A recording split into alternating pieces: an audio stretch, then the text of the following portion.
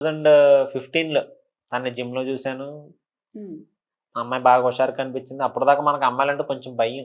హ్మ్. మాట్లాడడానికి భయపడేవాడిని. ఇప్పుడంత భయం కంప్లీట్ పోయింది నా వైఫ్ వల్ల. హ్మ్.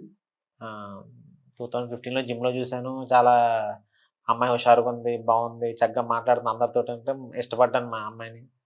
3 మంత్స్ వరకు తెలీదు. వాళ్ళ నాన్నగారు సంథింగ్ ఏదో డైరెక్టర్ అని చెప్పి తెలీదనమాట నాకు. ఓకే. అడగలా నేను. హ్మ్. అమ్మాయిని ప్రేమించినప్పుడు వాళ్ళ నాన్నగారు డైరెక్టర్ మనం ఎందుకు అడుగుతాం మనం? అంటే మరి ప్రేమించారు గదా! అడగకపోతే ఎలా మరి? ఫస్ట్ నుంచి ఎందుకు డీటెయిల్స్ అమ్మ, నాన్న గురించి డీటెయిల్స్ అడగంగా ఫస్టు. ఒక అమ్మాయిని ఇష్టపడితే మీ నాన్నగారు ఎవరిని అడగంగా ఫస్టు. ముందు ఆ అమ్మాయికి మనం నచ్చాలిగా. ఆ! అట్లా 3 నెలల తర్వాత తెలిసింది వాళ్ళ నాన్నగారు పెద్ద డైరెక్టర్ అని చెప్పి. అంతే మొత్తం ఫోన్ స్విచ్ ఆఫ్ చేసుకొని ఇంటికి పారిపోయాను నేను. అయ్యో! ఎందుకు? చంపేస్తారేమో అని చెప్పి భయమేసింది నాకు. అప్పట్లో నా మైండ్ సెట్ కొంచెం ఇన్నోసెంట్‌గా ఉండేది. అమ్మో! ఓకే. ఎందుకు రిస్కు హ్మ్. పెద్దోళ్ళతో పెట్టుకుంటే మనకి అసలే కెరీర్ ఇప్పుడిప్పుడే స్టార్ట్ చేసాం. ఏమైనా ప్రాబ్లమ్ అవుద్దని చెప్పి జంపు. హ్మ్. చంపేస్తారు మనల్ని డౌట్ లేదని చెప్పి ఇంటికి పారిపోయాను. ఫోన్ స్విచ్ ఆఫ్ చేసేసాను.